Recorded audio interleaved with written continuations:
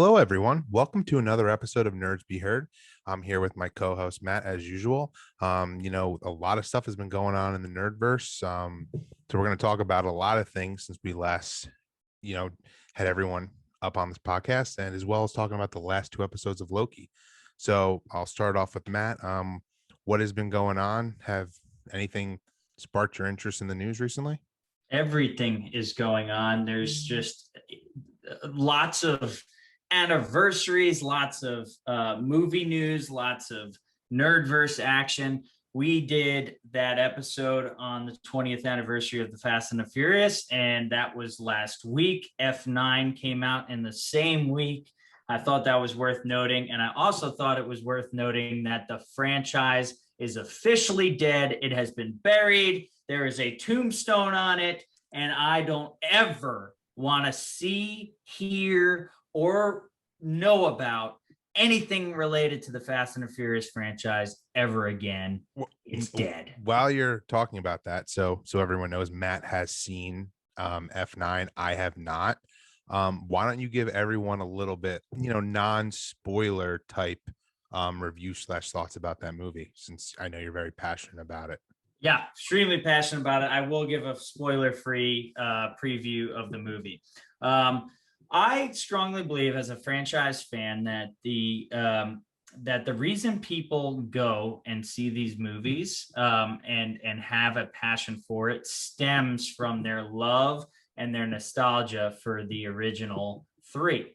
Car culture, really great flicks with decent storylines, but just an emphasis on cars. And I think that people are desperate for the franchise to get back there and are so invested at this point that we're just going back to the theater, like me, opening night, praying that somehow they realized and woke up to they need to go back to the original formula. The problem is that none of us are taking a stand.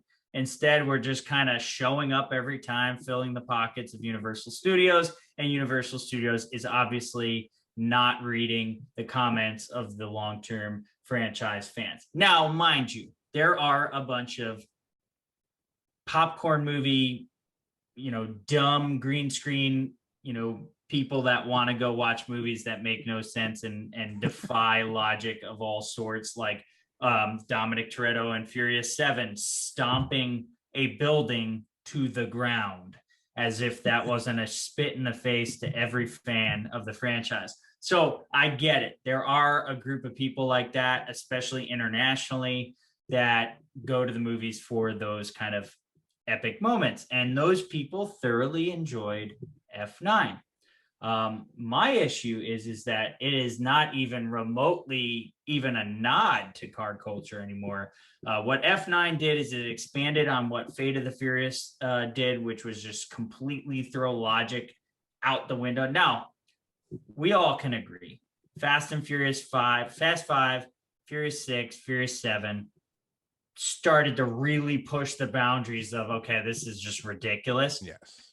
Fate took it to, okay, now we've just got this bald dude who punches through walls, can like throw a submarine, catch freaking cars, and everyone's just going to be fine with it. And that was the first nail in the coffin of the franchise. And then I got really excited. Justin Lin was coming back to the director's chair. He seems to have a knack for paying homage to the fans that love the car culture, while also taking it to another level from an action perspective, with amazing set pieces, amazing locations, and keeping it somewhat grounded in reality, where it's like, okay, a human being might be able to survive that, maybe, right? And like a 1 in a million chance, but at least it's logical in some way, shape, or form. The problem is that he has obviously watched Fate of the Furious and decided, you know what? Let's take everything they did there and just do it times 10. I mean, You think he was told he had to do that? Like, for someone who you're such a big fan of his and you think some of his entries are some of the better ones. Yeah. Do you think that he had a lot of say, or it's kind of they just brought him back and he directed the movie because it's a fun time for him? I think I think there's one reason he came back. I think he came back to bring justice to Han. There was a huge movement. I think it's the only thing where they actually listened to the fans. There was a huge movement online called hashtag Justice for Han, where fans of the franchise were very frustrated that Jason Statham's character, Deckard Shaw, murdered Han in cold blood, and then in Fate of the Furious became kind of makeshift part of the crew, even so much so as showing up to the barbecue at the end and getting a handshake from Vin Diesel's Dominic Toretto. This was a huge slap in the face to fans of the franchise that recognize that the movie is built on this idea of loyalty, friendship, that it becomes family, the family that you choose. And it's like, how could you just like shake the hand of a guy that murdered your brother, right? So Yep. There was a huge movement that like, you can't do Han that way. This is extremely frustrating. And I don't think the fans meant bring Han back to life, although I'm super happy that they found a way to do that, however illogical and stupid it was. But it was really just a cry to, hey, if you're gonna make Deckard Shaw part of the crew, he's got to redeem himself first. And saving Dom's kid in Fate of the Furious is not redeeming himself. He has a long road ahead, or had a long road ahead. And you know, they go into that a little bit in F9. You know, I'm just going to avoid spoilers at all costs. But essentially, Justin Lin is a huge supporter of the character of Han. That character of Han is one that he created before the Fast and the Furious. He had his own movie prior to Tokyo Drift called Better Luck Tomorrow, which is a great coming of age story with a bunch of adolescent, you know, badass Asian American characters that kind of had these like, they were like thieves and they did all this kind of crazy stuff. And it was the beginning of Han, who then also was a main character in Tokyo Drift. A lot of people don't know about that. A lot of people have never seen Better Luck Tomorrow. I think that's the name of the movie. But anyway, so I think for him, he took it to heart. You know, he had no say in Fate of the Furious, and I think he agreed. They kind of did a disservice to this character that, to most Asian Americans, is a huge hero for them. It's a representation of them on screen that, you know, it's like, okay, finally there's an adequate representation in mainstream media for Asian Americans to look up to, and then they just do them like that. It was like, so to him, it was really important to respect that and to bring it back in a way that would allow justice for Han. So I think that's why he came back. And I think that, yeah, the studio has just demanded, it's like, look, our most successful installments are the latest ones. But they don't take into consideration that they've also opened up in like the China market is just massive. And I don't think it's the fact that the movies are better. I think it's just that it's reaching wider audiences, just in the matter of how commerce works and what's available, right? So Yep. I just think Disney does a much better job at really reading the pulse of their audience, whereas Universal is just kind of like, they sit in a boardroom and they're like, well, look, this one did $1.2 billion and we don't care what the people said. They came and showed up, and they're doing it again and again and again. And then day one fans like me, I said it after Fate of the Furious, and I reneged on my word where I actually still, I still showed up to F9 opening night. Unless something blows me out of the water with a trailer for Fast 10, I might wait for DVD. I'll still see it to give it a chance, but I'm not going to be the guy showing up on day one, because they absolutely spit in the face of day one fans. They made fun of the fans. They are basically insulting you for being a fan of the franchise by just making a complete joke of the whole thing, completely throwing any logic out the window, and really making fun of themselves in a way that's not funny. It's just plain rude and insulting. So I give it a 0 out of 10. And may God have mercy on the soul of everyone involved, and rest in peace, Paul Walker. Because I tell you, if he was still alive, I think he would have walked off set and said, "I'm not doing this." Well, that alone just makes me feel I'm definitely not watching that till it's available on streaming or comes out on like Blu-ray or something. Because it's funny, I would say the last one, Fate of the Furious, is the only one I've never watched more than once. Like I watched it in the movie theater and I've never seen it again. And it left not as bad of a taste in my mouth as I know it did for you, but it was just kind of like, okay, I don't really need to see these movies anymore, like immediately, the way I felt before. Yeah, it's exactly. And F9 is just going to do more of that for you. Now, I got in a heated argument with an individual I didn't even know who is friends with a friend of mine and was telling me F9 is the greatest movie he's ever seen. Wow. So, again, take what I say with a grain of salt, right? I hate Thor Ragnarok. A lot of people love Thor Ragnarok. It's just for me when, I'm not going to give a spoiler out, but like, let's just say Vin Diesel's in a helicopter that blows up and then he can jump off said helicopter, roll, and then land, and then he's still got a clean white t-shirt. There's a problem there, right? Yeah, that bothers me too, just because like it's one thing in a superhero movie because you're setting it up that like they are superhumans. They are not normal people. So when a guy like Vin Diesel's character, Dom Toretto, he's just a normal guy, he should not be able to do that stuff. Well, let's put it this way. Let's just put it out there in the universe. Avengers Infinity War is a more believable storyline than F9. At this point, Dominic Toretto, in the logic of this universal cinematic universe they've created for the Fast franchise, Dominic Toretto could take on the entire Avengers and not so much as get a cut or a bruise. Roman Pierce could take on the entire Avengers, every single one of them, and not get a cut. And that's actually a very specific and real storyline in the movie where they actually somewhat acknowledge we're invincible. Okay.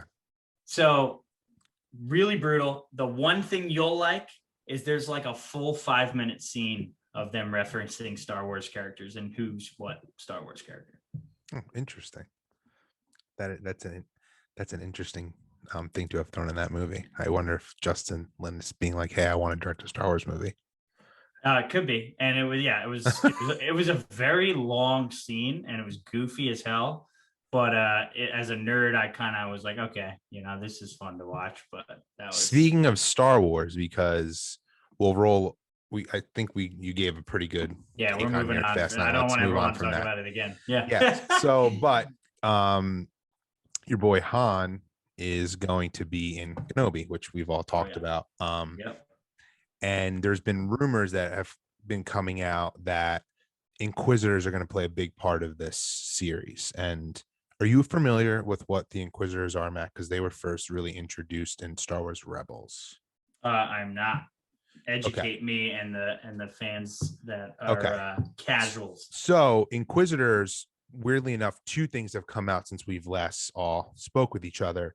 Is there's rumor that not only are Inquisitors going to play a big part in Kenobi, they're also going to get their own Disney Plus show. So what Inquisitors are, they essentially are Sith lightsaber wielding people who are force sensitive, who work for Darth Vader, and they are hunting down the remaining Jedi that they believe are still in the galaxy after Order 66. They're one of the best parts of Star Wars Rebels. It's something that Dave Filoni has created. There's been rumors that he's very big on continuing their storyline within the Star Wars universe on Disney Plus and in the movies. So I'm pretty excited for that. I think the reason I'm bringing this up is I believe that I can't think of Han's real name off the top of my head. Sung Kang. I think he may play an Inquisitor in Kenobi. Yeah, And I it's like been that theory. rumored that there is going to be at least one episode where Obi-Wan Kenobi is full-fledged battling them, badass long lightsaber sequences that Darth Vader obviously feels his presence and he is sending his top Inquisitors after him. What do they look like? So they, the ones that have been in um Rebels, and they're also in Jedi Fallen Order, the video game. They Mhm. all kind of wearing black armor. It's got the Empire logo on them, but some are human, some aren't. It could be kind of just like any type of person, just like the Jedi were. Some of them Gotcha. are former Jedi, or a lot of them are former Temple guards, which is also Yeah. something that was introduced in Rebels. So it's a lot of mythology that was created for that show that they're now bringing over into live action.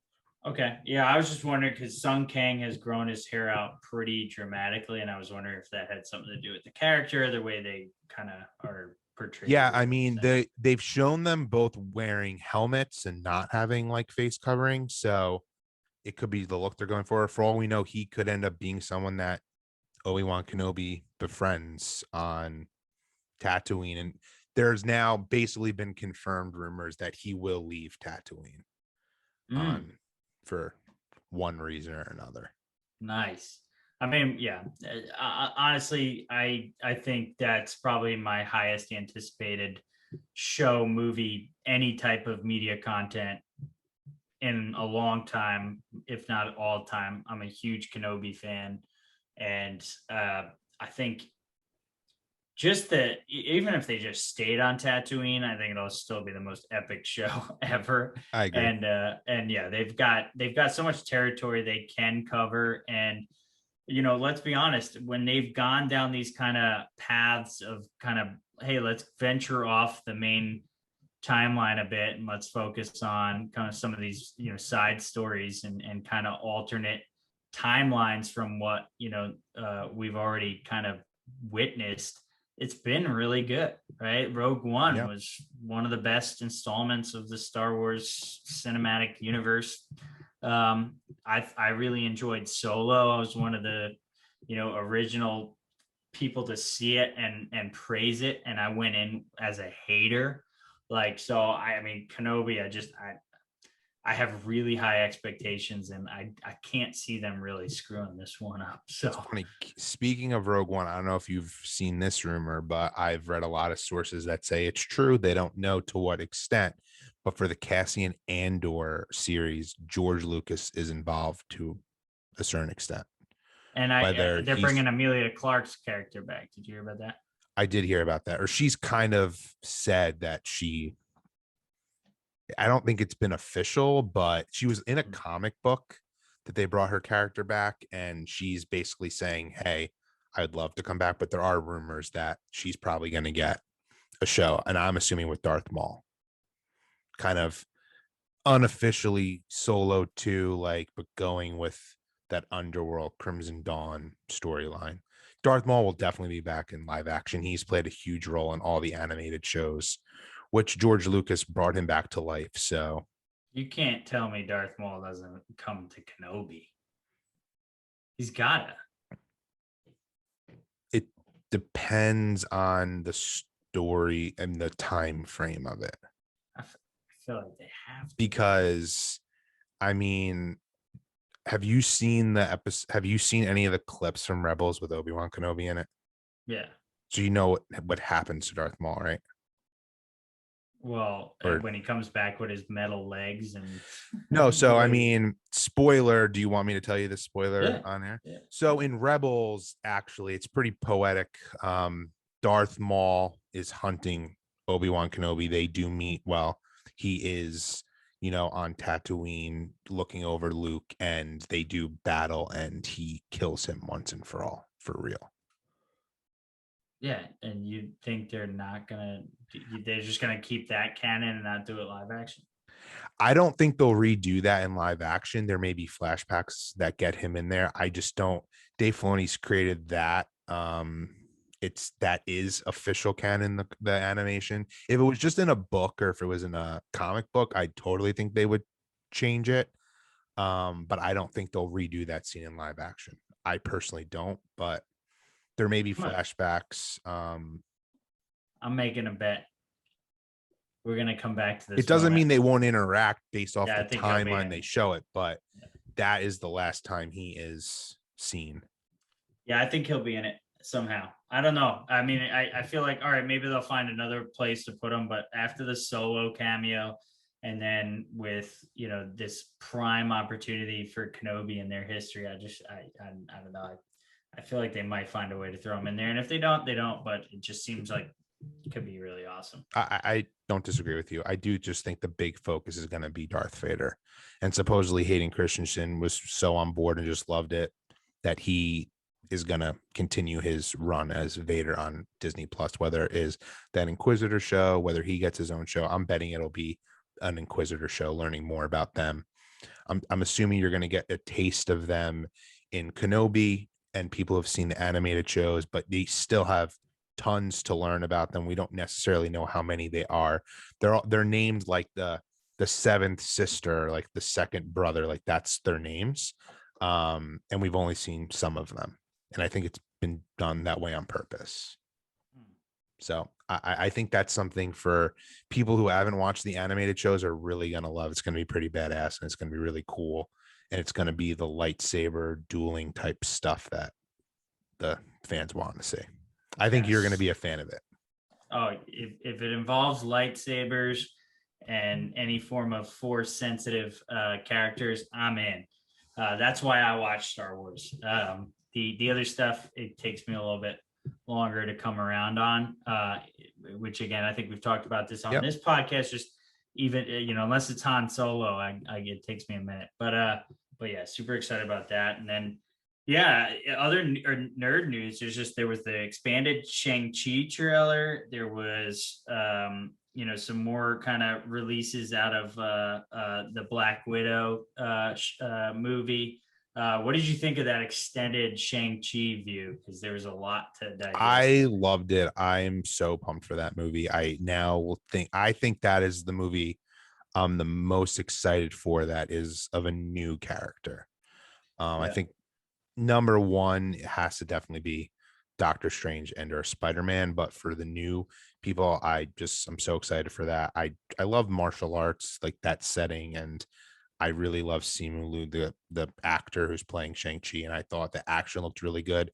It seems pretty, like, for someone like you who's not the biggest fan of like CGI, I obviously there's some things in there that aren't realistic, but I think it's going to be pretty grounded. It looks like they do a lot of their own fight stunts. Pretty excited for that. And I know we had talked about off air, but the ending with which seemed to be Abomination in that fight at the end, who we haven't seen since the Incredible Hulk movie. Yeah, and that was kind of cool. Have you taken another look at that? Do you know that doesn't look like anyone from like that looks like a Doctor Strange character? Yes, it looks like BD Wong. Do you believe that, or do you think it was just kind of a? I do believe it, actually. Do you? I do. When I went back and screen grabbed it, 100%. So this is definitely setting up. That's going to be a setup for sure. Yeah. So what I've heard is the end of that is going to involve a tournament, and it's going to bring back a lot of people, nice. Other cameos. And I also want to correct myself. It's not BD Wong. It's Benedict Wong. BD Wong is from Jurassic Park. Just thinking that. And supposedly the shield is in a cage in a shot in that fight scene. Captain America's shield, which is interesting. I don't know if that's just an Easter egg. I saw the still. It's definitely there. Yeah. I just thought that was interesting. Very interesting. Yeah, very interesting. Because I don't see a world where he's in that movie for a cameo. Could it be? Could it be? Yeah, I don't even want to speculate. But what did you think of the trailer? thought it was great. I think you're right. There's so what Marvel's done a really good job at, with the exception of Thor Ragnarok, is actually make CGI seem believable and watchable. And I actually love how they've made it less cartoonish and very real, right? Except for Thor Ragnarok. And so this reminds me of like the Doctor Strange-esque CGI. I love Doctor Strange. I think it's one of the best standalone movies there was. And it's just, yeah, there's magic, but it's just not over the top. It's just very kind of, it's not essential to the story. It just bolsters the story. And that's where I like CGI. It helps it, but it's not the whole point of the movie, for example. So I think this is gonna be a great installment. I think it's gonna be very surprising to people that aren't, don't know much about Shang-Chi. I think it's gonna be another like worldwide phenomenon. I mean, we talked about it a little bit before and you mentioned this earlier this week where I think you said it's gonna be like the next Black Panther, where it's just this huge movement. I wholeheartedly agree. And I alluded to it earlier in this episode where I said F9 is trying to do justice for Asian Americans who, felt that they were almost a slap in the face of a character that they really looked up to as a hero. That was a main character in an amazing franchise in Sung Kang. And I feel like this is going to be another great representation, similar to what Falcon the Winter Soldier was able to do. Now we're going to have, a strong Asian America cast, not a lot of kind of other characters to kind of, steal any kind of spotlight. And it's going to be really kind of a huge cultural movement, I think. And I think it looks epic, looks grounded in reality. It looks like the story's got heart to it. I'm really excited for it. I'm also really excited that they picked Simu, the guy who's playing Shang-Chi. I mean, I'm a huge fan of his, but I like this. I've talked about this before, but he's in this comedy called Kim's Convenience, which you can check out on Netflix, which is really great. That's like his biggest role, and it's not even mainstream. This guy is going to be a movie star. Kevin Feige and team, they found him and saw potential in him to bring because he's really just been in like that big show. It's a comedy. It's nothing about his role in that says, oh, this guy's the next action star, but he's gonna be like the Eternals. It has a lot of great people in it, but they're all famous already for the most part. I like that. Aquafina, she's obviously really famous. I think she's the draw for an already famous Asian American actress in the movie. But Simu, I can't talk enough how much I think he's going to be awesome. Yeah. I'm looking forward to that, but I'm also looking forward to Black Widow, because I mean, you were sending me some excerpts, I guess, of some of the early reviews or early previews that people got to see, and like that, I was actually had low expectations for that. I'm like, all right, that story's been told already. Like, I believe that Black Widow should have had a standalone film 10 years ago. Like, I think it was a sin that she didn't. But now I was going into this film thinking it's too little too late. It's kind of, it's stuck in the past. We got to move on to the next phase. We know what happens. But from what, you're saying, and from what, some of these early reviews are saying, it's going to be my kind of Marvel movie, Exactly. A little bit of John Wick. Some people are saying it's got the best action that any Marvel movie has had, which to me is insane. Yeah, that's a really high bar to set. But I mean, some of the best action sequences thus far in the MCU have been with Scarlett Johansson as Black Widow. And, actually she in Iron Man 2 really kind of raised the bar as to, this hand-to-hand combat sequences that are just really, really badass. So, but yeah, super, super excited for that. I think it's going to be epic beyond proportion. I can't wait to watch it on screen opening night. But then there's been we've been 2 weeks Yeah. of just news. What else did One thing which I know we talked about, Harrison Ford got injured on the set of Indiana Jones, which seems like it's all going to be fine. They're found a way just shuffle production and shooting scenes without him, but it gets me a little worried that we've talked about this before. As much as we love Harrison Ford, maybe he is too old to be doing a movie like this. If he got hurt like that, I'm not gonna say easily, but I got the vibe if it was, a spring chicken, they would have been fine. And is it gonna look weird? And then I know we've talked about before that there's been some, leaked set images where they're clearly gonna DH him. And I definitely believe that. I mean, Lucasfilm has done that in all of the new Star Wars movies. So why not for Indiana Jones? It's just, it's really upsetting he got hurt. Yeah, it is. And it's like, I mean, it was, I'll never forget like watching Force Awakens, right? Him in Force Awakens was great. He had some of the best scenes, like it's true, all of it, the Force, the Jedi, but like the action sequences were hilarious because he's like running in slow motion and he's an old dude, and it's like, so the monsters are slowing down so as they not catch up with the old guy. It's just like doesn't make sense. It actually hurts the story a little bit versus like Blade Runner 2049 leveraged it and did a really good job at kind of hiding age a bit and kind of like not making like a huge like runaway sequences. They just, he was tactical and kind of, it just really, really worked. And I just hope that with Indiana Jones, they find a way to make it less like, running in a field or running from the Nazis or like punching people in slow motion. Like, I just hope they leverage it. And this just makes me think they're not. And it scares me a little bit. So we'll see.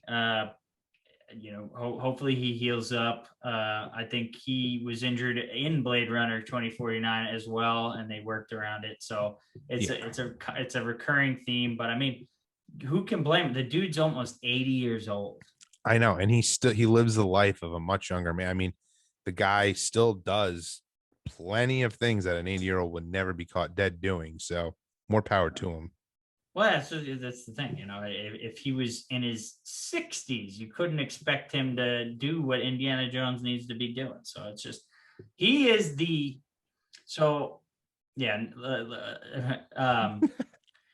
just cracks me up because in Last Crusade, him and Sean Connery were like the same age. He played his dad.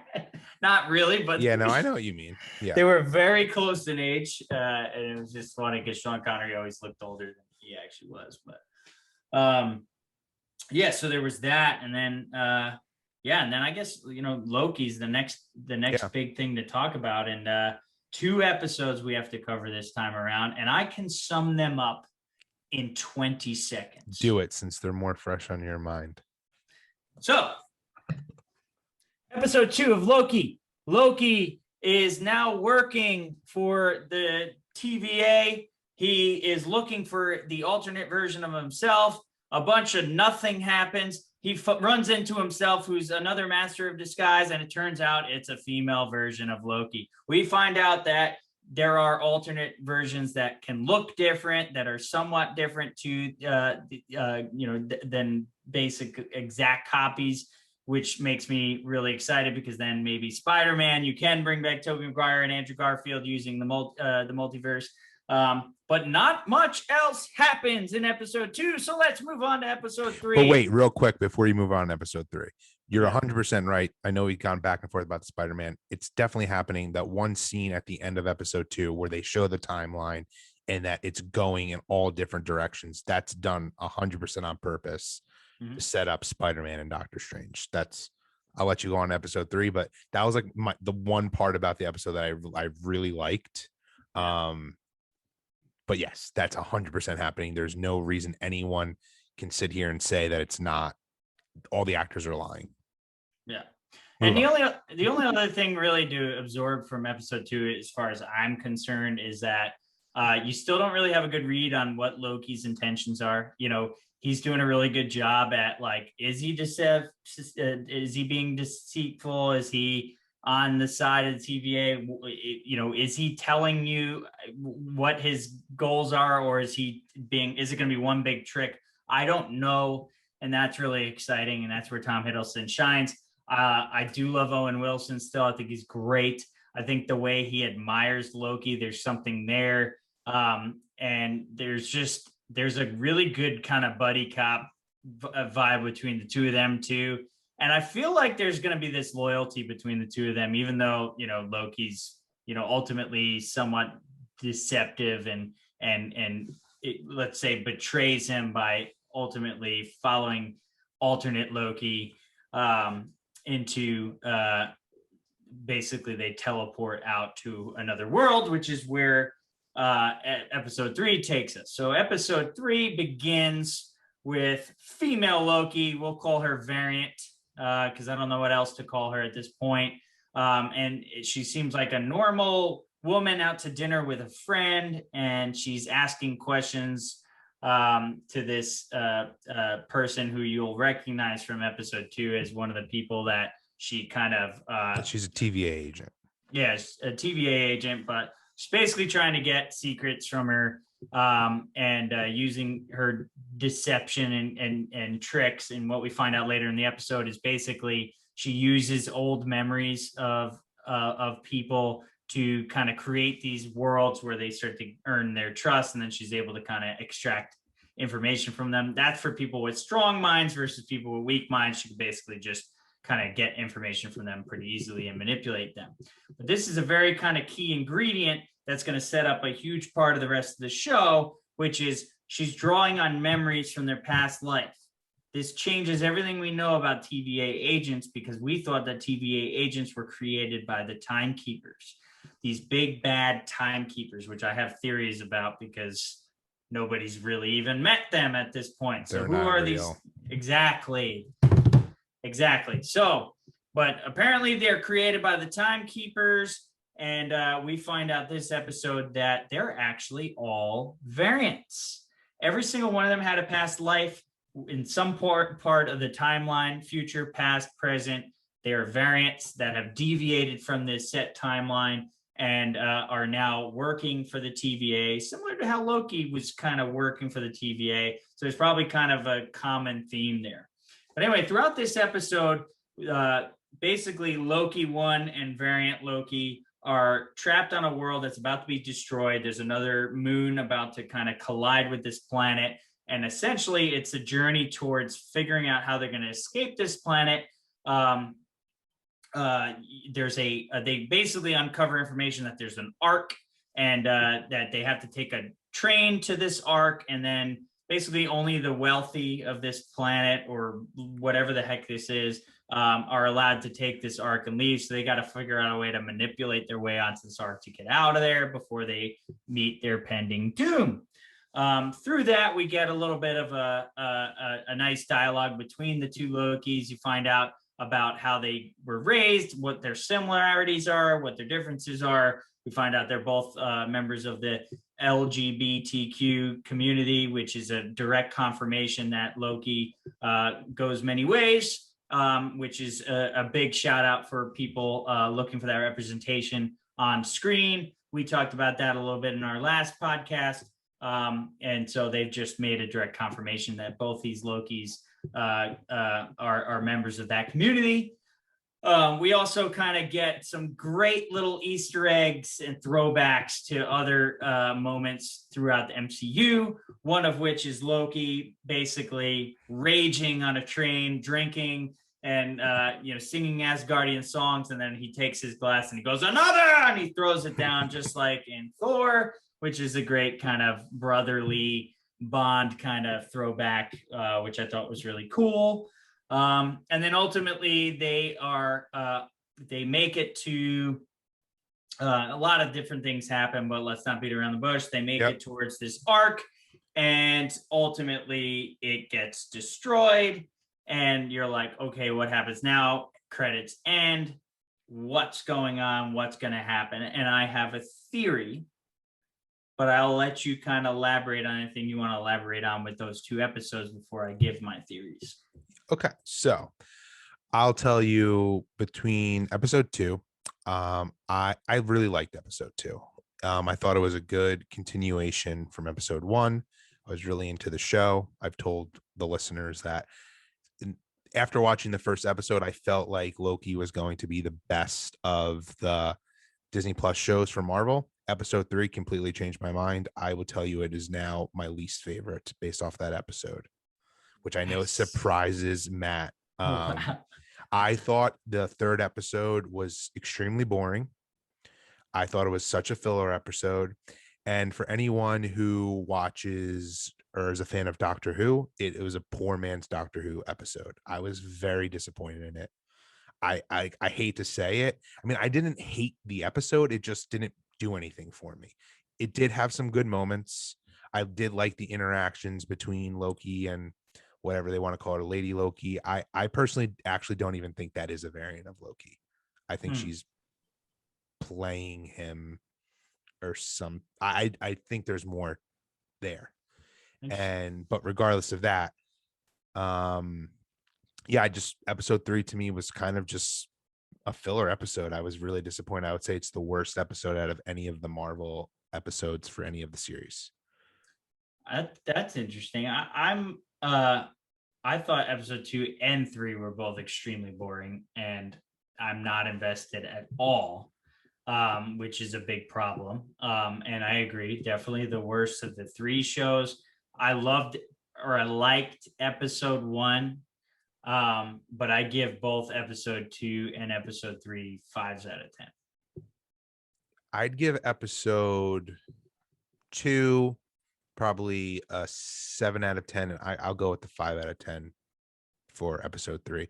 It severely missed Owen Wilson, like hardcore.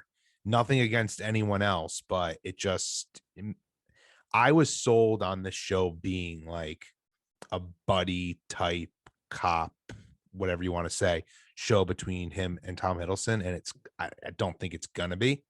Yeah. And Tom Hiddleston has said on social media that like the next episode is like the episode that changes everything.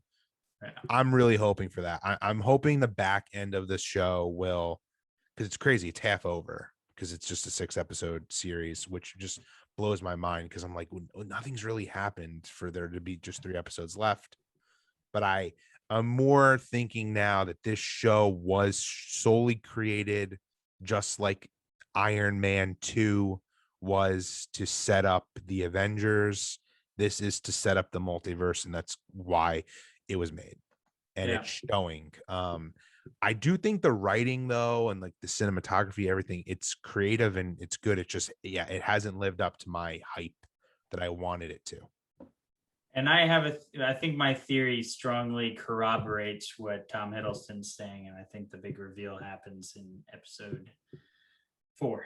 And that is, I believe that Loki stole one of the Infinity Stones. I think we witnessed him having newer powers that he's never had before, such as Scarlet Witch style levitation and kind of throwing objects and using the Force almost to grab objects. Yeah, he was pretty badass. Which I think he took the Time Stone. That's a good theory. I mean, it hasn't really crossed my mind, but I think that's a good theory. I think he got heightened abilities because he took 1 or 2 of the stones, and somehow the one why I say the Time Stone is that the one that makes most sense to this whole idea of time, right? And just this alternate timelines and stuff like that. He can somehow screw everything up using one of these stones. And on top of freeing whatever deviants. And I think them finding out that, hey, like Owen Wilson's Mobius character is someone that had a past life, was probably living in the 90s trying 100%. To buy himself a jet ski. You know what I mean? Awesome scene. So me as an avid jet skier, if anyone's seen my Instagram, I love jet skis, and the way he describes them is like the greatest thing in the world, because they are.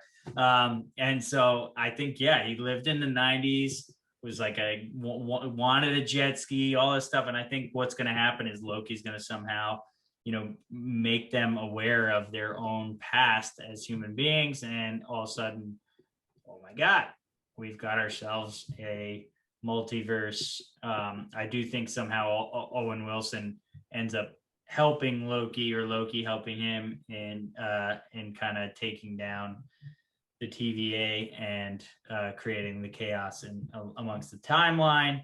But I do think somehow the time stone is involved, because at this point there's no way out. The planet's about to be destroyed. The Ark has been destroyed. There's no way out other than. Yeah, I mean, it's funny, and the show's already flipped itself upside down, because in the first episode, everyone's kind of shocked because you're to believe everything the TVA is telling you when you saw those Infinity Stones, and like they mean nothing. But at the end of the day, the TVA is the thing that means nothing. They're being manipulated and controlled by who I think is Kang the Conqueror. He's going to be the new big Thanos type of villain in the MCU. I think he's being teased and will show up maybe in the finale or as an end credit scene. I also think that the woman who seems to be in charge of the TVA, that Owen Wilson kind of, I thought in the second episode, I believe it was, gave off the vibe that they maybe have had a past relationship or something's going on.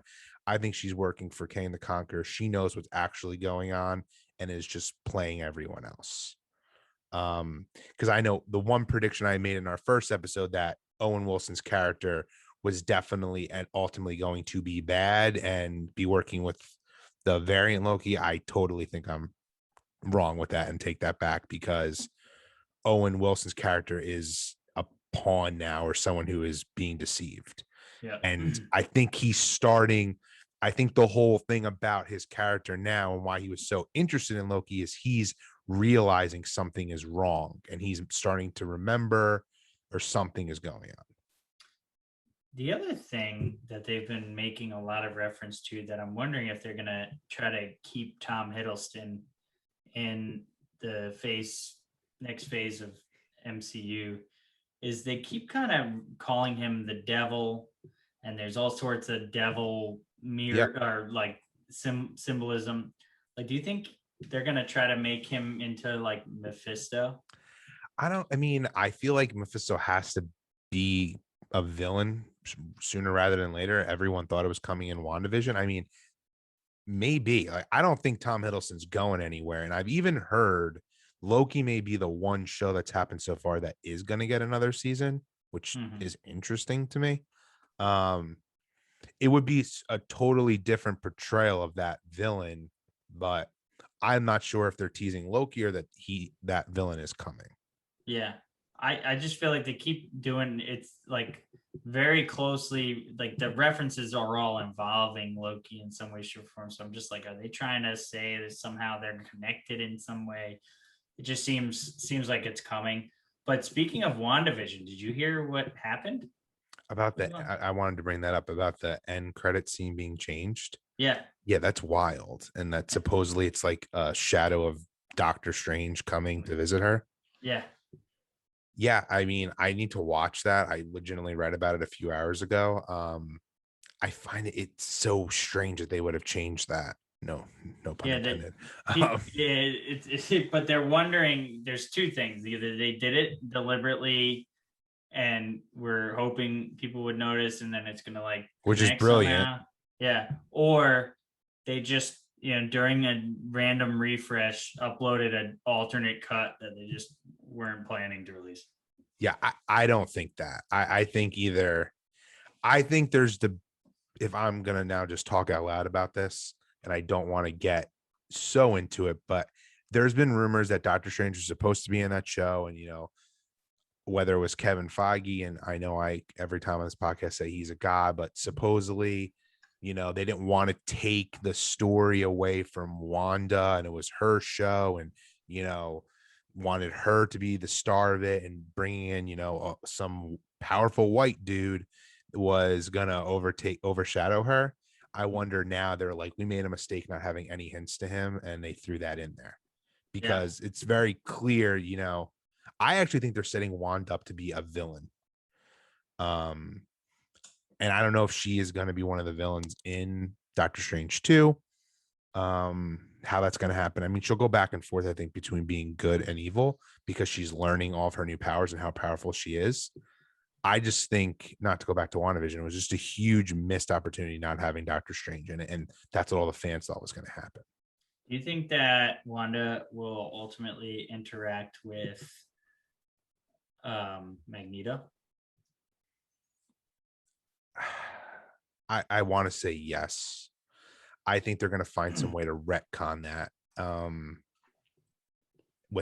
think the multiverse is a perfect way of doing it. Or I'm really curious how they're going to introduce mutants fully and how they're going to honor the original comic book, because obviously that's his daughter. I don't see how they don't do that, in my opinion. If I have one wish, maybe it's 2 wishes, but when they bring the X-Men in, I know they got to basically recast everybody at this point. But I mean, I love Michael Fassbender as an actor. And I think he was handed dog crap material.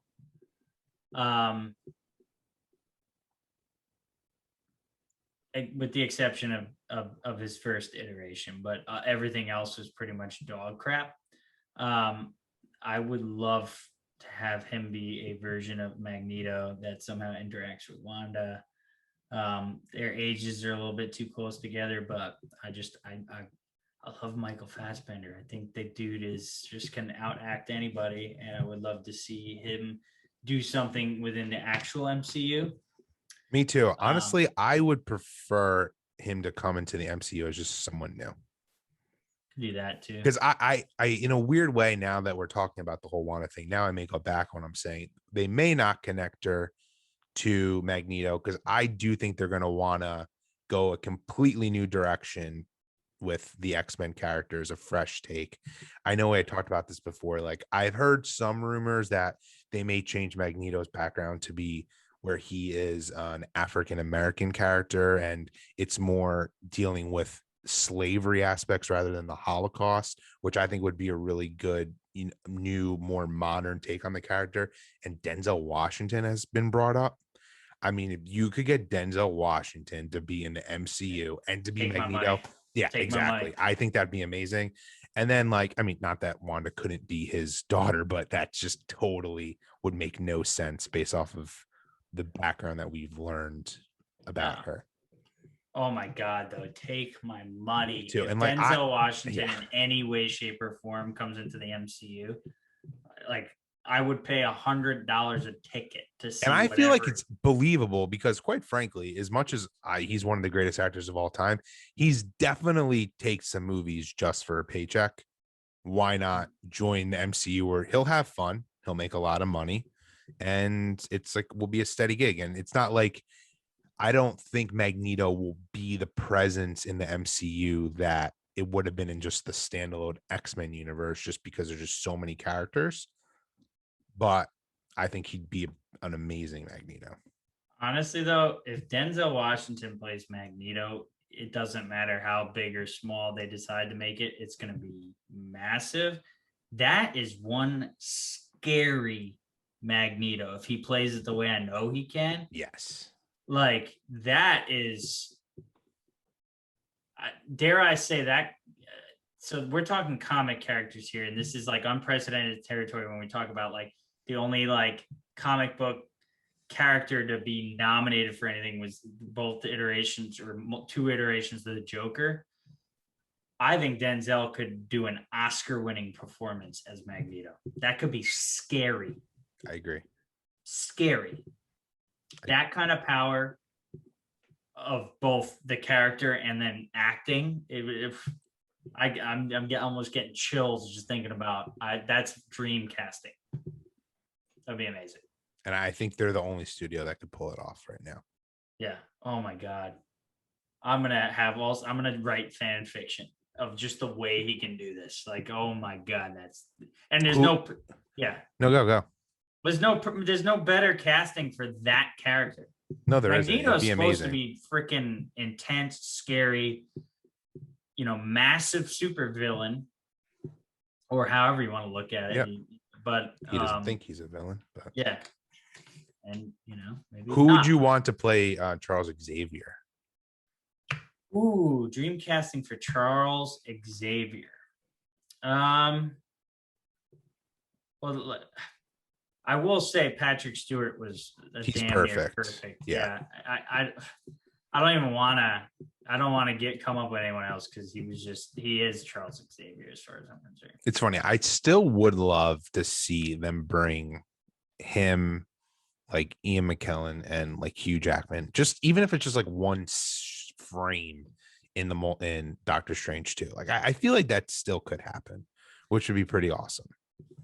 The only way I will allow this to happen is if somehow Ryan Reynolds' Deadpool can interact with Hugh Jackman's Wolverine. I think in that'll one happen. way, shape, or form. I do. They, as much as Marvel at times wants to not have the fans guess everything, they are here for the fans. They have heard that the fans want that. I think it's going to happen, even if it's just for like I said, a scene Cameo, yeah. Yeah, I think the cameos are going to be out of I know we talk about this all the time, but they're going to be out of the wazoo for Doctor Strange too. It's just one thing. If they bring X-Men in any way, shape, or form, we need to hear this. We got to hear. Hold on. Dude, that's rumored to be coming. The animated show is rumored to be coming back to Disney Plus. That'd be cool. Like a new version of it. But everybody and their mother asked for two things. For Wolverine in his costume, which is a sin that never happened, and that theme song at some point. Yeah, and Kevin Feige will give that to the people. There's That's no way. Better theme song. We talked about this before, not the theme song, but I agree with the theme song. But the suit, that's the suit the new Wolverine will wear. Yeah. There's no way around it. Dream casting if Hugh Jackman can't play Wolverine. If Hugh Jackman can't play Wolverine, I would love to. Carl Urban is a rumored person, which I actually think would be great. I love him, and he, to me, like feels like a Wolverine. But I also would really like. I'm drawing a blank on his name. You may know it. He is the star of Kingsman. He played Elton John. Oh God, Taron Egerton. Yeah, I think he'd be a pretty good Wolverine. I know that may sound weird, but I think he would be. I think he'd bring a different take. I want him in the MCU. He's a great actor. Here's the biggest mistake I think they made on casting in all of the MCU.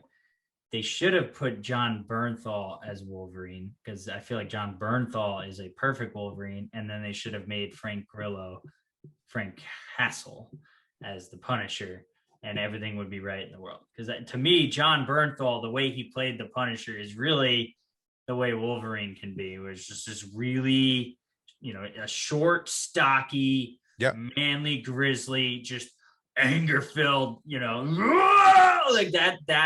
That's Wolverine. I feel like John Bernthal would have been a perfect role for it, but now he's the Punisher, which there's rumors that are suggesting he is going to be in the MCU in a kind of watered down version of Frank Castle, which I'm cool with too, because he did a decent job in the role. So agree. Well, it's interesting because to me, because I know we've talked about that before and I've read all about that. It's like, I wonder, Kevin Feige looks at those shows where he wasn't involved, because at that point it was Marvel Television was separate from the studios. And I have heard there was the Punisher, there was Daredevil, there was Iron Fist, there was Luke Cage, and there was Jessica Jones. Yeah. I've heard that we've said this before. So Charlie Cox will be back as Daredevil. John Bernthal will be back as the Punisher. And Jessica Jones, I can't think of her name off the top of my head. She will be back. But Luke Cage and Iron Fist will be recasted, which makes me believe that he must think they were bad portrayals of the characters in his mind, where the other three were perfect, Yeah. because he doesn't care what other people think in terms of, oh, well, he's already played Daredevil. If he wanted a new Daredevil, he'd make a new Daredevil, in my opinion. Same with the Punisher. I'd Yeah. find it interesting. The rumors could not be true at all, but I have found that I think he wants to create a show where um, Iron Fist and Luke Cage interact with each other, and he just wants to start that from scratch. Yeah. Yeah. Well, if he retains I mean, you don't replace Charlie Cox. No, he's amazing. He's awesome. I liked John Bernthal. I just thought the second season was crap, and I thought the first half of the first season was crap. I just think the Punisher is much more than how they've conveyed it so far. I like John Bernthal. I think he could have done. I think his performance was perfect in season 2 of Daredevil, which showed me everything I needed to see. I was very disappointed with the series. I agree. To this day, I'm still, this is blasphemy to some people, but I still think 2004's The Punisher with Thomas Jane is underrated. I think that he was a really good portrayal of Frank Castle, a slightly different portrayal of him, but one that in this watered down Disney world could actually work. And so, if I had my dream, bring Thomas Jane back, but I think John Bernthal is wonderful and respects the character. And if you put Kevin Feige in charge, even though he's not a big fan of the character, maybe they can make it work. So we'll see. Yeah, we'll see. Okay.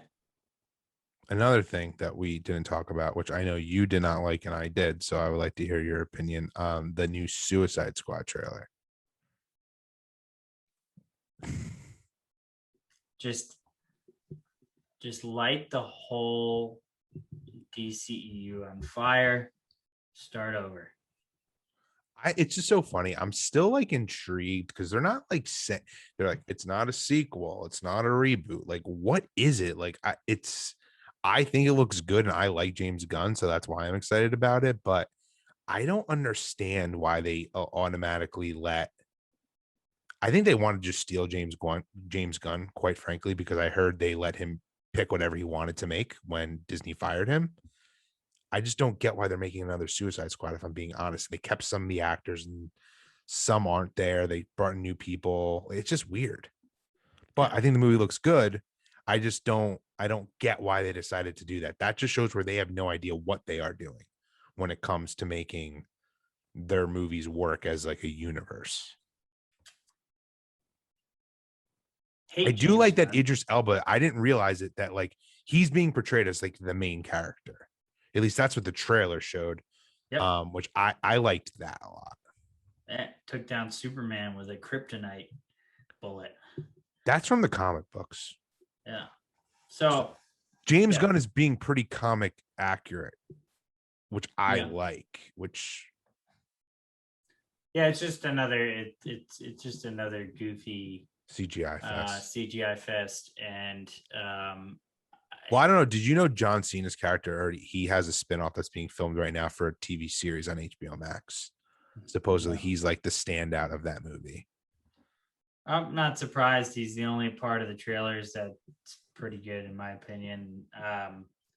Here, I don't know.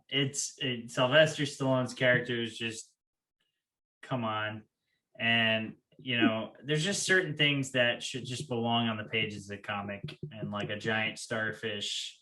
That's fair. Yeah, like, not to cut you off, but like you bring that up, like I know when we were talking, the giant starfish, like that is actually the first villain I was telling you, like the Justice League faces in the comics. But maybe you're right, like maybe that just doesn't belong. It's also from like a very different time. Yeah. Should that be brought on screen in today's day of age?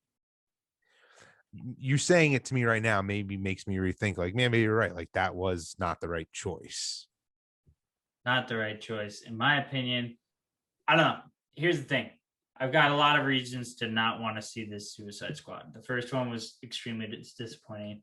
I don't like James Gunn. I love Guardians of the Galaxy 1, hate Guardians of the Galaxy 2. I think James Gunn, why he's getting preferential treatment when he's treated people the way he has, I don't understand.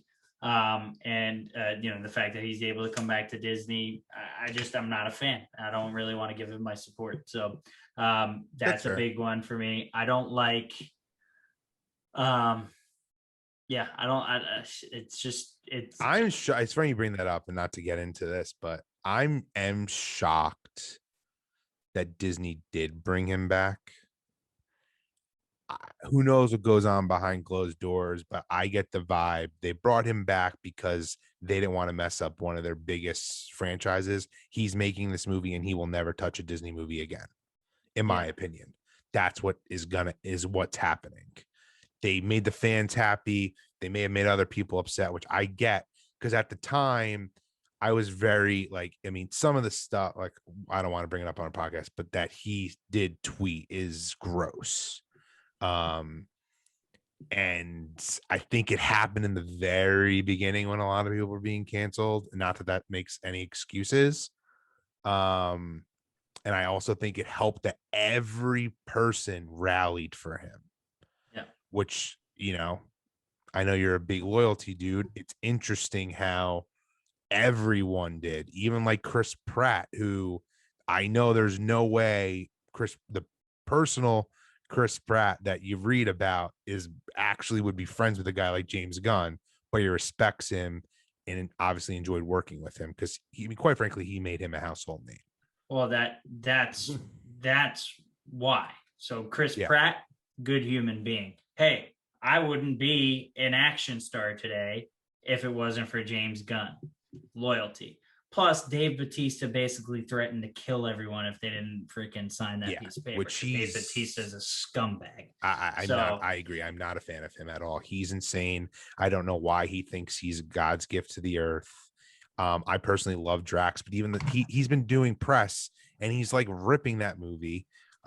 He's basically, I think he's gonna die. James Gunn is probably gonna kill him off to appease him because Drax is such a popular character. I just don't know why the guy goes off like he's this great actor. I mean, he's just not. He's a wannabe Dwayne. Like, I used to say this about John Cena, and I've changed my opinion. Like, he was the wannabe Dwayne. Like, Dwayne Johnson gave all the people in the WWE this like hope that they could become the biggest star in the world. No one will ever be like Dwayne Johnson, in my opinion, from the WWE. Dave Bautista definitely is not in that league. That guy cannot act. It works because he is the butt of the jokes, and he's so upset about that. He's been coming out that Drax should be this badass character. James Gunn actually saw that it wouldn't work. Because he's not a good actor. He found a way to get him to have good comedic timing. I mean, I can go all day about, Dave Bautista. He's this fake loyalty dude. He acts like he's this loyal dude, but he'd be nowhere without Disney. Like without Guardians of the Galaxy. And he doesn't understand the silver platter that he's been handed and how privileged he is. And he sits there and he complains about working on a Bond movie. Who in the history of the world complains about working on a Bond movie? The only person that has a right to complain about working on a Bond movie is Jim Edgerton, who came out and said, hey, my character was weak and just a pawn, and it was. And it was like, but you still signed up to do it, so you really shouldn't freaking. But I get it. Hers, I was like, okay, that's a fair. That was a really freaking shallow character. And most Bond women have been very, strong, powerful women. And that one was just a complete floozy. So understood. But Dave Bautista is like, oh, it was this long, drawn out process. And it was so difficult. We had to work hard. It's like, you had to work hard to be on a Bond movie and get paid millions of dollars and look like a badass. Like, get over it. I hate that guy. Yeah, and he probably doesn't even talk in that movie. I mean, the guy had one leading role that was some dumb buddy cop movie, and it was garbage. Like, I'm happy we both agree about the Dave Bautista scenario. He's just in an age of YouTube boxing matches, I want to challenge Dave Bautista to a boxing match. I would love that. I'm putting that in the interwebs. Yeah, I would totally pay to see that. That would be amazing. That's a fighter too. So I will Jake Paul that guy right to the canvas, bro. Yeah, spoiled brat, and he acts like he's humble. He's just not. He's a very strange dude. Yeah, like he's just an elitist. He doesn't know what it's like to be in the real world, and he pretends like he does, and it just bothers me. So, but to each their own. But yeah, I wasn't a fan of that trailer at all. I did rewatch the Eternals trailer on a big screen in the beginning of F9 and thought, okay, this is going to be epic. So I have a newfound kind of appreciation for that movie. I got really excited about it. It's basically the same trailer that we all got to see, but it was just on a bigger screen. I forgot how epic going to the movies really is. It's seeing it on the big screen was just like, okay, this movie is going to be epic in every way, shape, and form. And I was really excited about it. So that's one big one that I can't wait for. And so we've got quite a summer. Did you see anything for Jurassic World Dominion in front of your? Okay. No, but I didn't get to go to IMAX, unfortunately, so I didn't get the extended cut. But I've been Googling, and it's like nothing's hit the web yet. Yeah, nothing's been official. I've seen some people who clearly recorded it on YouTube, and I mean, I don't want to waste my time watching that because it's clearly not good quality. But I was just curious because I'm very excited for that movie actually, and I didn't like the last one. Yeah, I'm the jury's out, but they brought everyone back, so I'm pretty excited about that. But the one thing that did happen in F9 is there is an after the credits scene. Is it good or bad? That's part of the movie. Okay. Also, the last 10 seconds of the movie, right before the credits roll, they do something to really get people's hopes up. Let's just put it that way. Okay. And you kind of get, it's almost like, do you remember in Fast 5 after the credits and then they throw the thing down and it's like Letty? Yeah. And you're like chills. Very similar moment at the end of F9. Very similar. Interesting. Do you think they're setting? Maybe this happens in the movie and it's a spoiler, but do you think Dwayne Johnson will be back in these movies? That is hard to say. I do think they will. What did you think? Did you hear Vin Diesel doing press about his whole feud that happened like a few years ago with Dwayne Johnson? Like that he was doing that to like get a better, performance out of him? Yeah. The guy Vin Diesel's just full of it, man. He's still riding. I'm not even gonna. I don't want to bring it. It really hurts me to talk about my childhood hero and other people using his death for capitalism. But I feel like that's happening. I won't really say much more than that. But it just really frustrates me how Vin Diesel tries to promote movies, regardless of whether it's that or if it's, his feud with The Rock. I mean, at the end of the day, the feud with The Rock was The Rock wanted to work, Vin Diesel didn't. And The Rock got a very strict schedule. He runs multiple businesses and he films movies and TV shows at the same time. So he shows up on time. He gets his stuff done. He's got a stringent workout plan. And then he leaves. Yeah, he's jealous of him. He's just jealous of him. Well, what really happened though is Vin Diesel would show up 2 hours late because he's like, I'm in my trailer and I'm not ready, and I'm a diva and I'm the producer. This movie's my movie. and it would disrupt the Rock schedule and hundreds of people that work to support his other projects, where he'd have to then delay every single day his schedule because Vin Diesel didn't show up for their scenes together. So then finally he's like, he writes an Instagram post like, these guys are pansy asses.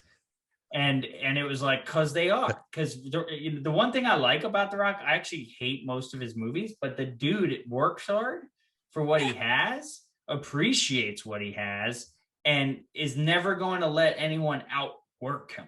Right. And that's not a facade. That's just real. When you read behind the scenes, what really this guy does on a daily basis, he's a machine. Him and Mark Wahlberg are probably the two biggest like business and acting combined, where they work like 80 hours a week and they just work for it. And I respect those two actors like beyond anybody else. And so it's like, but then you got a diva in Vin Diesel that whole thing. No, BS. You weren't doing that on purpose. You were being a diva, and The Rock called you out on it, and your rock hard image was getting, diminished, and you freaked out about it. I mean, have you seen? I mean, he's already a beast, but his workout regimen for Black Adam. I mean, he looks like a god. Yeah. Like, I'm pretty excited for that movie, actually. Yeah, I think it could be really good. I'm a little upset. Like I'm surprised he's not in the MCU, Dwayne Johnson, and he clearly has a relationship with Disney. But now I feel like that just can't really happen. Yeah, I don't think it will. But he's got. Yeah, I think that whole Black Adam universe will be its own thing. Maybe they'll bring Henry Cavill in for the Man of Steel type. He keeps saying the new strongest man in the universe for the DCEU. It would be cool to see those two interact. I'm excited for that movie, but like also in the DC kind of realm, all this stuff coming out with the Flash. We've seen set photos with Michael Keaton. Yeah, I'm so pumped for that movie. Oh my God. Everything that comes out with that movie just is like, did they finally get it right? Like, I will say though, I think the Supergirl costume's atrocious. Yeah, but I think part of it is, so she has this harness on underneath. And so it's really making it look awkward and awkwardly shaped and just doesn't fit really well. But I think it's just because all the pictures that were released, she's in this harness that's underneath it. And it just that's fair. Yeah, it's just awkward. I think they'll add a cape. Maybe it'll be digital. I think it is always digital now. Yeah. So we'll see. They're definitely setting her up though to be like, I mean, anyone who thinks Henry Cavill's coming back with Superman is gonna be upset. I mean, he's done. He's coming to Marvel, in my opinion. Yeah. He should play Adam Warlock. He would be good. He would be a good Adam Warlock. I never even really thought of him as that character. I mean, he's already playing a blonde for Netflix. He definitely can pull it off. I mean, I love him. I mean, we've talked about him many times. I thought he was great in Fallout, Mission Impossible. Yeah, he's a guy who could, I feel like, take over that franchise. I mean, he'll never do the type of work. I mean, he can't, but I meant he could have, but he can never do what Tom Cruise does. No actors will. Yeah. That franchise will die with Tom Cruise. Oh yeah, that's one thing. So there's like Bond will live on forever, right? We talk about Indiana Jones and how like, someone could probably take on that role. You're never gonna remake Mission Impossible and Ethan Hunt. Like, no, they tried to with Jeremy Renner's character and it didn't work. Yeah, it just doesn't work. And honestly, Mission Impossible as a movie was an experiment to remake the show, right? The TV show. Did a better job than the TV show did. Yeah. And then now it's just not even Mission Impossible anymore. It's Tom Cruise does crazy shit and makes a really good movie while doing it. And they literally make movies around the stunt work but the stories are so well written that it's like, how did you just pull that off? But they literally, they probably sit in a room and say, we want to do these stunts. Now write a story to make it work. But unlike the freaking adolescents over in the Fast and Furious world, they actually write some believable story arcs that are like interesting and fun and connect. But you can't do it without Tom Cruise. You just can't. So, and I just rewatched the Maverick trailer because after seeing F9, I thought about, all right, what are all those movies that were coming out in 2020 that still have not come out yet? That was like, there was just an epic list of movies that I was so excited for. Yeah. So I went back and I like watched all the trailers because I was like, let's get hyped up again, because they haven't released new trailers. Like nothing's coming out. It's like crazy. They're all, and what's happening now, and I think maybe they figured out this formula, but like these movies are coming out and they'll just like release a trailer like a month before, and then they have like every week like these strong blasts, but they don't do this like there's been no other No Time to Die trailer. It's coming out in October. That's right around the corner, right? There's not another. When is the next trailer? Yeah, I personally think that's weird. I think because they didn't know what to do with it, but I also think it's because of the sale of MGM, and they were like, this isn't going to be we're not marketing this movie anymore. Yeah, but what about Top Gun Maverick? I mean, that's coming out in December. They only had that one trailer, which was epic, because I just watched it again and I'm like, holy crap, that looks good. Yeah, I'm pumped for that movie. I feel like they're going to make a push for that too, because that's going to release on Paramount Plus like 45 days, I think, after, or 30 days it's in theaters. So they're going to hold that probably back a little bit promotion. I mean, they're going to want people to go see it in the theater. Exactly. Yeah. But I'm just trying to think if Paramount has anything big that they're promoting before that. Yeah. But then there's other things like Morbius. Morbius is coming out. Yeah, which we never talked about that on the podcast, but how they said that was being delayed, but he was totally full of it. Yeah. And then as part of the MCU. I know we talked about that, and like I believed it for a second, but then when you were kind of giving me a little bit more of a rundown on Tyrese in general, like, yeah, he clearly just didn't know what he was talking about. And Sony quickly, I just think it's weird he talked about the movie being delayed. Yeah. Why would you make that up? Someone had to have told him that. I don't know. If you follow him for as long as I have, because I was a big fan of Fast and Furious, he's not all there. I think that's being delayed though because of Spider-Man No Way Home. And supposedly I had another rumors I have been reading recently was, so for everyone who doesn't know this is, Spider-Man, even though it's part of the MCU now, it's Disney has a deal with Sony because that's one character that they've never regained their rights back. And Marvel Studios is in charge of actually the creative for the movie, but Sony's in charge of marketing it. Supposedly Kevin Feige's like, hey, I've gotten you this far. Just listen to me. Do not promote this movie. Your last trailer for Spider-Man 2, you spoiled, some things. I never would have made a trailer that way. He doesn't want that trailer to come out till Loki's done, is what I've heard. If Sony had it their way, there'd already be a trailer for it. And he was like, no, because you're going to spoil then all my other stuff that comes out before. Yeah. Fair. So I think that Spider-Man trailer is within a month. It's a month away. And I believe you're going to see everything you want to see in that trailer. I don't think so. I do at this point. It's just, why not? You think they're going to reveal multiple Spider-Man? Yes. No way. Yeah, I do.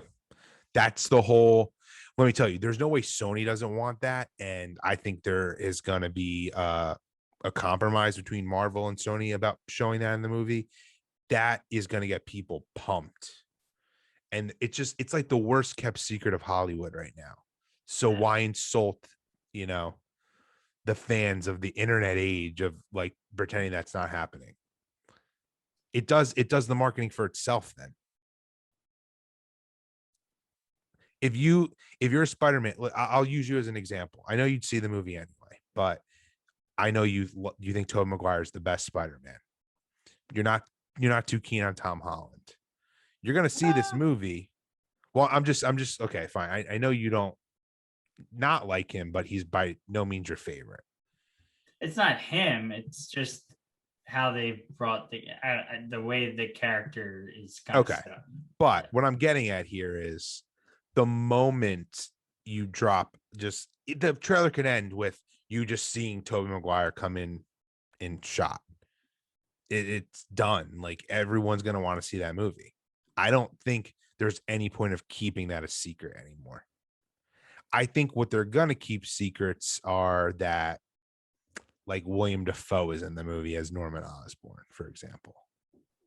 But the Spider-Man, there's just no point in keeping that a secret, in my opinion. Agreed. Sorry, someone's knocking on my door. No, it's okay. Agreed. That would be awesome. If that happens, I'd be surprised, but also extremely excited. All right. Anything else you want to talk about? No, I think that about covers it. And let's just pray that Loki somehow turns around in this next episode. I do think it will. I've been disappointed that I thought it was going to be the best show. I don't think it can redeem itself to be. I think Falcon and the Winter Soldier is going to be my favorite, and Loki can't surpass that, in my opinion. Agreed. So let's leave it at that. For this week of the Nerds Be Heard podcast, signing off, I am Matt, the Master, the Jedi Master, Les Meister, joined as always by Darth Charlie the Wise, and make sure that you subscribe to our YouTube channel. You follow Nerds Be Heard podcast on Spotify, Apple Podcasts, and everywhere where podcasts can be found. And also make sure you check out our Instagram page, Nerds Be Heard podcast. Like us on Instagram. Yeah, and until next week, everyone. Until next week. May the force be with you. May the force be with you.